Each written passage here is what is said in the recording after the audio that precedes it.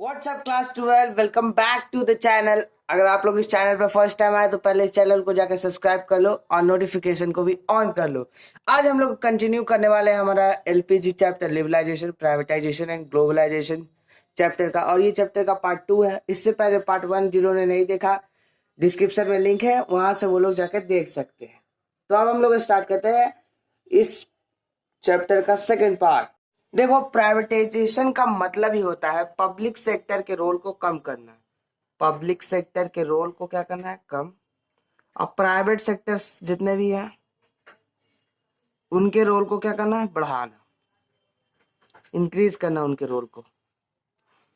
तो प्राइवेटाइजेशन का main M यही होता है कि पब्लिक सेक्टर के रोल को डिक्रीज करना और प्राइवेट सेक्टर के रोल को इंक्रीज करना। इसका डिफिनेशन क्या होता है sir? It means transfer of ownership, management and control of public sector enterprises to private sector enterprises। Transfer of ownership, मालिकाना हक जिसे हम लोग कहते हैं हिंदी में ओनरशिप को, और मैनेजमेंट कंट्रोल, जो भी ओनरशिप होता है, मैनेजमेंट होता है, कंट्रोल होता है पब्लिक सेक्टर एंटरप्राइजेस का, उसे ट्रांसफर करके प्राइवेट इंटरप्रेन्योर्स को दे दिया जाए। उसी को हम लोग कहते हैं प्राइवेटाइजेशन। अब प्राइवेटाइजेशन कितने दो तरीके से हो सकता है। Privatisation can be done two methods. या तो आप ट्रांसफर ऑफ ओनरशिप कर दीजिए, controlling, transfer of controlling, management, ownership, ये सब करके आप प्राइवेटाइजेशन को ला सकते हैं, या डिस इन्वेस्टमेंट को करके ला सकते हैं। डिस इन्वेस्टमेंट क्या होता है गाइस? देखो, अगर कोई भी पब्लिक सेक्टर अंडरटेकिंग है, जो भी पब्लिक सेक्टर अंडरटेकिंग है, वो अपना कुछ शेयर्स को पब्लिक इशू किया, मतलब कुछ शेयर को उसने मार्केट में लाया, और वो शेयर जो है वो प्राइवेट कोई कंपनीज ने अगर खरीद लिया, तो उसी को हम लोग कहते हैं डिस इन्वेस्टमेंट।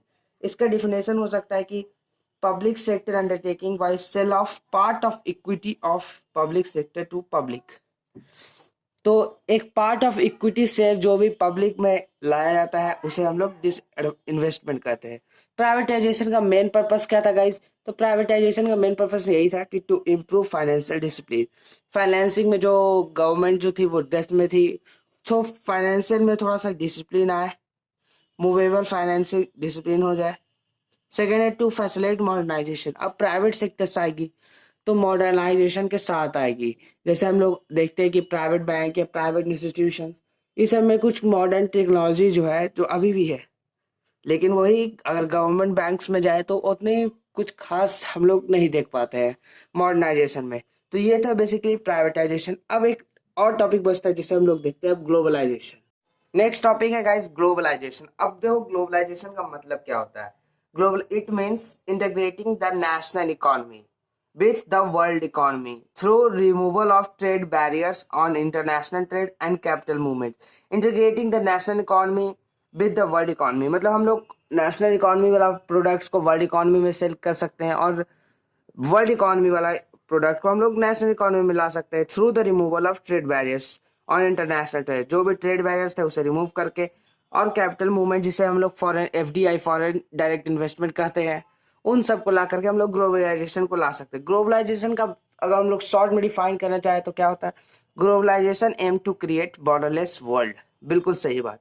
ग्लोबलाइजेशन का मेन एम यही होता है कि वो बॉर्डरलेस वर्ल्ड को क्रिएट कर सके।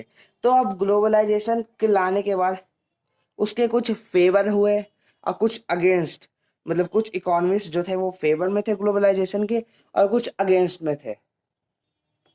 तो अब किस चीज के भी पॉजिटिव साइन होता है तो निगेटिव भी जरूर होता है। तो ग्लोबलाइजेशन का पहले हम लोग पॉजिटिव देखते हैं, उसके बाद हम लोग निगेटिव देखेंगे। तो पॉजिटिव कंट्रीब्यूशन क्या था? Greater access to world market. हम लोग आराम से वर्ल्ड मार्केट में एक्सेस कर सकते थे, कोई भी इम्पोर्ट एक्सपोर्ट कर सकते थे ग्लोबलाइजेशन के कारण। सेकेंड है एडवांस टेक्नोलॉजी। अब हम लोग के पास जो एक टेक्नोलॉजी नहीं है वो फॉरेन में है, तो हम लोग उस फॉरेन से इम्पोर्ट करा सकते हैं, तो उससे हम लोग एडवांस टेक्नोलॉजी का भी सहारा मिल जाता है। नेक्स्ट है ग्रोथ एंड डेवलपमेंट। अब greater access to world market होगा, हम लोग कोई भी इंपोर्ट एक्सपोर्ट करा सकते किसी भी गुड्स एंड सर्विसेज का। एडवांस टेक्नोलॉजी होगा, हम लोग टेक्नोलॉजी भी लाएंगे तो ऑफकोर्स ग्रोथ एंड डेवलपमेंट होगा, ये तो कॉमन सा बात है। तो ये थे कुछ पॉजिटिव कंट्रीब्यूशन ऑफ ग्लोबलाइजेशन। अब हम लोग निगेटिव देखते हैं। निगेटिव देखिए, पहला है फेवर डेवलप्ड नेशन। सही बात है, जब हम लोग एडवांस टेक्नोलॉजी को इम्पोर्ट करेंगे तो वो भी एक डेवलप्ड नेशन से ही करेंगे, डेवलपिंग नेशन से नहीं करेंगे। जैसे हमारा चाइना जो बहुत माल बेचता है, तो वो एक डेवलप नेशन है, इसीलिए वो ऐसा कर पाता है, लेकिन इंडिया भी डेवलपिंग कंट्रीज में से एक है। तो डेवलप नेशन को ही ग्लोबलाइजेशन से ज़्यादा फायदा है। नेक्स्ट है इंक्रीज इकोनॉमिक डिस्पैरिटीज। बिल्कुल सही बात है। इनको इकोनॉमिक डिस्पैरिटीज से पहले इसको देखो, इन इग्नोर पुअर पीपल।